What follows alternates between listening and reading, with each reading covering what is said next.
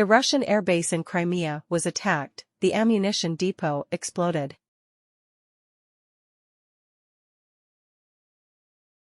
The U.S. is even more worried that Russia's attack will turn the tide of the Ukraine conflict.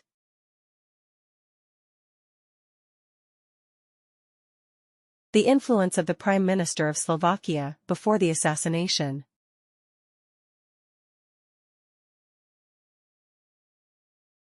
The Russian airbase in Crimea was attacked, the ammunition depot exploded.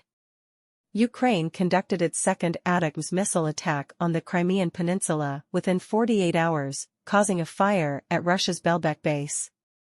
Kiev's attempt to carry out an attack with ATACMS missiles against targets on Russian territory was stopped on the night of May 15, the Russian Ministry of Defense announced today, adding that 5 projectiles ATACMS was shot down by air defense forces over the Crimean peninsula. The agency did not mention how many missiles the Ukrainian forces fired in total or the related damage. According to Mikhail Razvozayev, leader of the port city of Sebastopol in Crimea, Ukraine's raid damaged a number of houses and vehicles, but no one was injured. Independent news channel Astra said Belbek Military Airport in Sebastopol caught fire after the attack. Video posted by this channel showed a large fire visible from afar.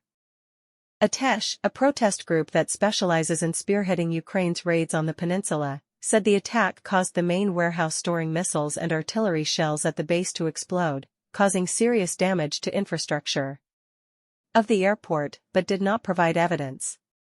This warehouse is where most of the missiles and glide bombs for Su-27, Su-30, and MiG-31 fighter jets at the base are stored. These are also aircraft models that are regularly deployed to raid cities in Ukraine, according to Atesh. The incident was the second time Belbek Air Base was attacked within 48 hours. The Russian Ministry of Defense previously said that the country's air defense shot down 10 ATACMS shells aimed at the Crimean Peninsula on the night of May 14 and early morning of May 15. Local officials confirmed the strike targeted Belbek Military Airport, adding that Ukraine used an ATACMS version equipped with cluster warheads.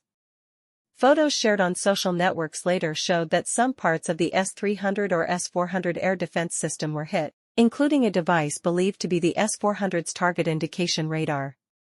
Destroy. A U.S. official said Washington's goal in providing long-range ATACMS missiles to Ukraine is to help the country's forces more effectively attack the Crimean Peninsula.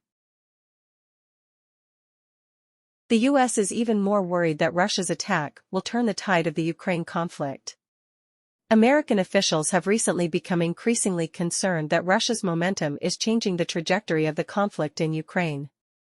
Just 18 months ago, White House and Pentagon officials debated whether Russian forces in Ukraine could collapse and be completely pushed out of Ukraine.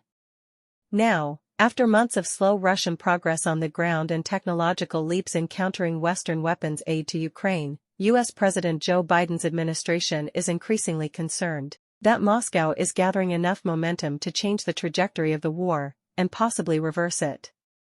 Gloomy situation.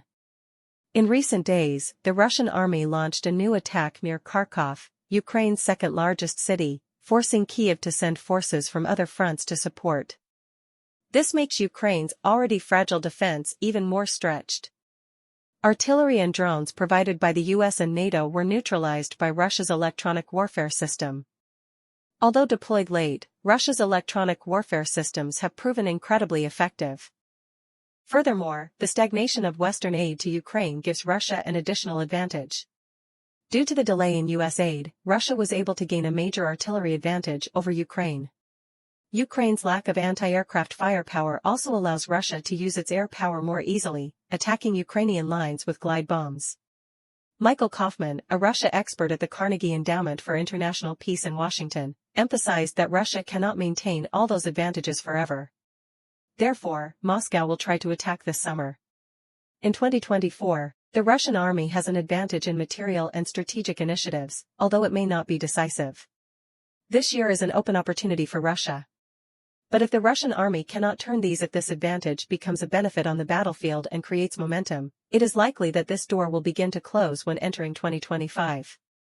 Russia may lose some advantages when Ukraine receives additional aid from the West and Ukraine mobilizes more young soldiers to join the army.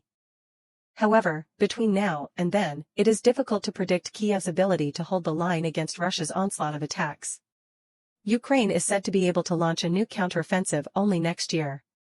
Whether temporary or not, Russia's new momentum is most evident in Kharkiv. The influence of the Prime Minister of Slovakia before the assassination.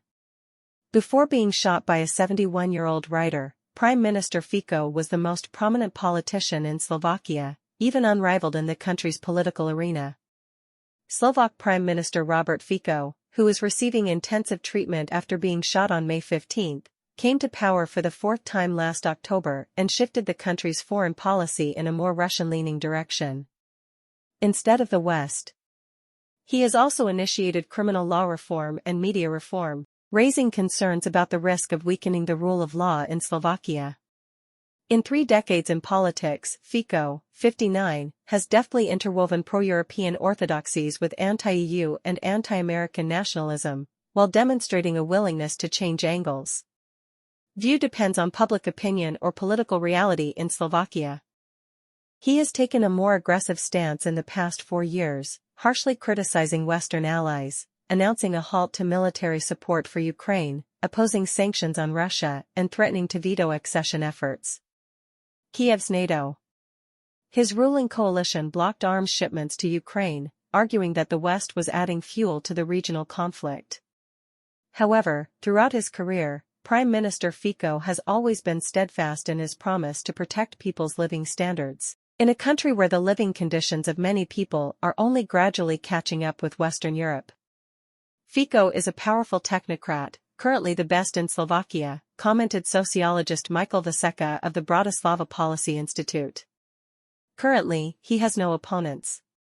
Fico always follows public opinion polls, understands what is happening in society, he added. His election call to not continue aid to Kiev attracted support from a large number of voters in the country of 5.5 million people, where only a very small part of the people believe Russia is at fault in the conflict. Ukraine conflict.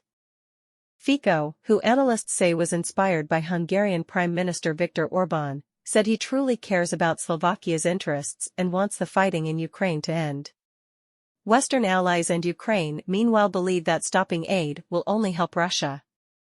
We evaluate Viktor Orbán as one of the European politicians who is not afraid to publicly defend the interests and people of Hungary, Prime Minister Fico told Reuters last year. He puts them first. And that's exactly the role of an elected politician, looking after the interests of his constituents and the country. Fico was born on September 15, 1964, in the town of Topolkany, Nitra region, southwestern Slovakia. His father was a forklift driver and his mother worked in a shoe store. He graduated from Comenius University Law Faculty in Bratislava in the 1980s, then worked at the Ministry of Justice. Fico has run the Social Democratic Party, SMER, since 1999 after founding the party in opposition to the reformist centre-right cabinet.